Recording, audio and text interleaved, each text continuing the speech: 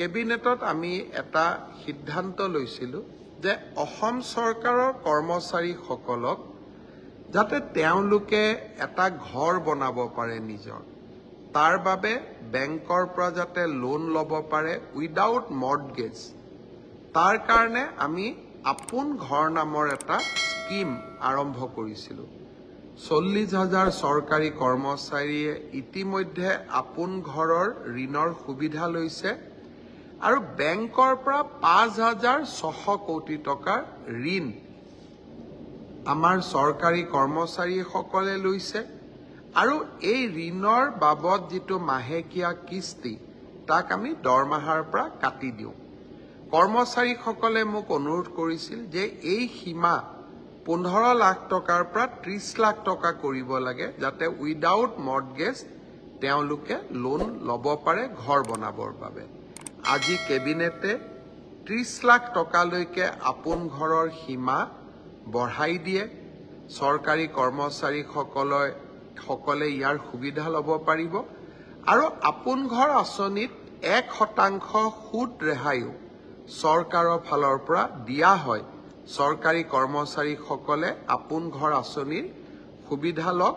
মই নিশ্চয় আশা কৰিম অসম কৃষি বিপণন পৰিষদৰ কৰ্মচাৰীসকলেও বহুত দিন দৰমহা পোৱা নাছিল তেওঁলোকৰ বাবেও ভিআৰএছৰ আজি এটা নতুন পেকেজ কেবিনেটে মঞ্জুৰি কৰে যিহেতু মাৰ্কেটিং বোৰ্ডখন আগৰ দৰে চলাই ৰাখিব পৰা নাযায় উচ্চ ন্যায়ালয়ৰ এটা নিৰ্দেশৰ কাৰণে সেইকাৰণে মই ভাবো যে মাৰ্কেটিং বোৰ্ডৰ কৰ্মচাৰীসকলে এই ভিআৰএছৰ সুবিধা লৈ তেওঁলোকে পৰিয়ালটোক চলাব পাৰিব ঘৰখন চলাব পাৰিব মই সকলোকে ভিআৰএছৰ সুবিধা ল'বৰ বাবে আহ্বান জনাইছো যোৱা পৰহি মই ফেচবুক লাইভত এটা কথা উল্লেখ কৰিছিলোঁ যে অসম চৰকাৰৰ তৃতীয় আৰু চতুৰ্থ শ্ৰেণীৰ যি পৰীক্ষা হ'ব তাত আমি লোকসেৱা আয়োগৰ আৰ্হিত প্ৰিলিমছ আৰু মেইনছ আমি অনুষ্ঠিত কৰিম দুই এজন ব্যক্তিয়ে মোক জনাইছে যে পৰীক্ষাত নতুন নিয়ম এই বছৰ কৰিব নালাগে কাৰণ আৰু যিহেতু 2 মাহ আছে গতিকে আমি পুৰণা বা আগৰ বাৰৰ দৰে পৰীক্ষা পতাটো উচিত হ'ব আমাৰ চৰকাৰখনে সদায় ৰাইজৰ কথা শুনিবৰ বাবে চেষ্টা কৰে কাৰণ আমি বিশ্বাস কৰোঁ লাও যেনেকৈ পাতৰ তলত থাকে চৰকাৰো ৰাইজৰ তলত থাকে ৰাইজৰ ঊৰ্ধত নহয় যিসকলে মোক এই পৰামৰ্শটো দিছিল দুই এজনে অলপ গালিগালাজো কৰিছে আৰু কিছুমানে ভালকৈ পৰামৰ্শটো দিছে গালিগালাজ কৰা সকলকো মোৰ মৰম জনাইছো আৰু ভালকৈ কোৱা সকলকো মোৰ সন্মান জনাইছো আপোনালোকৰ পৰামৰ্শ অহা 2-3 দিনত আমি বিবেচনা কৰিম আৰু যেহেতু পৰামৰ্শটোত মেৰিট আছে যে হয় 2 মাহ থাকোতে পৰীক্ষাৰ প্যাটাৰ্ন এটা সলনি কৰিব নালাগে বিষয়টো আমি ডেফিনেটলি আমি বিবেচনা কৰি অহা 2-3 দিনতে আপোনালোকক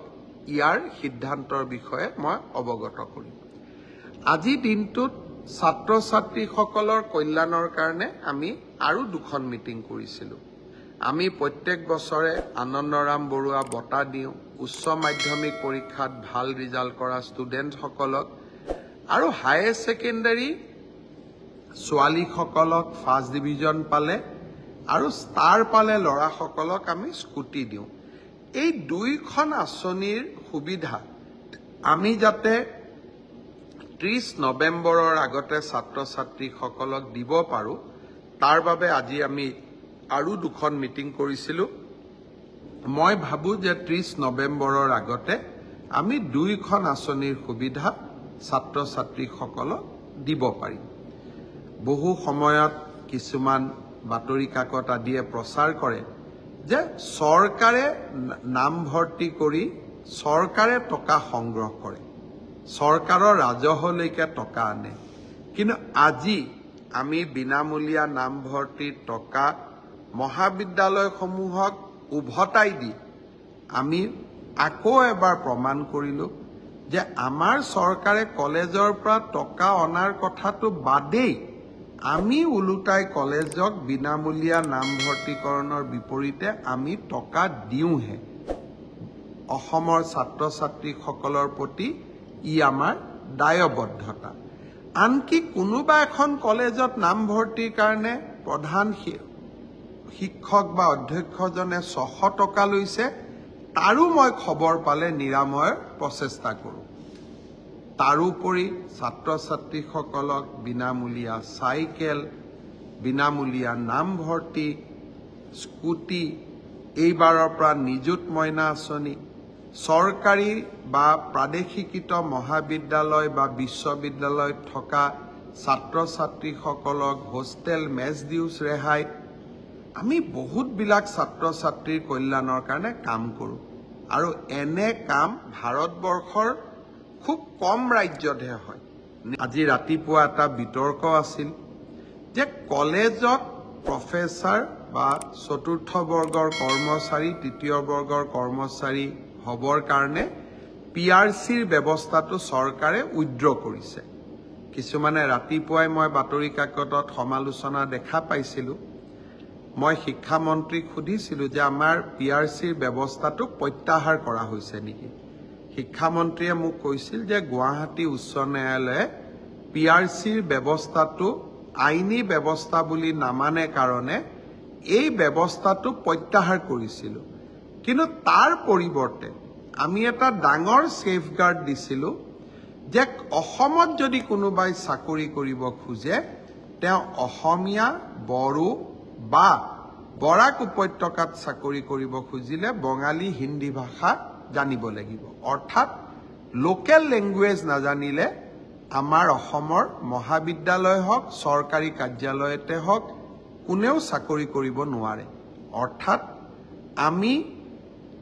লোকেল ল্যাঙ্গুৱেজৰ ওপৰত ইমানেই গুৰুত্ব দিছিলোঁ যাতে বাহিৰৰ পৰা কোনেও আহি অসমত চাকৰি ল'ব নোৱাৰে হি যি কি নহওক এতিয়া আমি দুইটা নিয়ম কৰিছোঁ যে পিআৰচিও লাগিব আৰু লোকেল ল্যাঙ্গুৱেজো জানিব লাগিব মই ভাবো যে অসমৰ প্ৰতিটো পোষ্ট প্ৰতিটো চাকৰি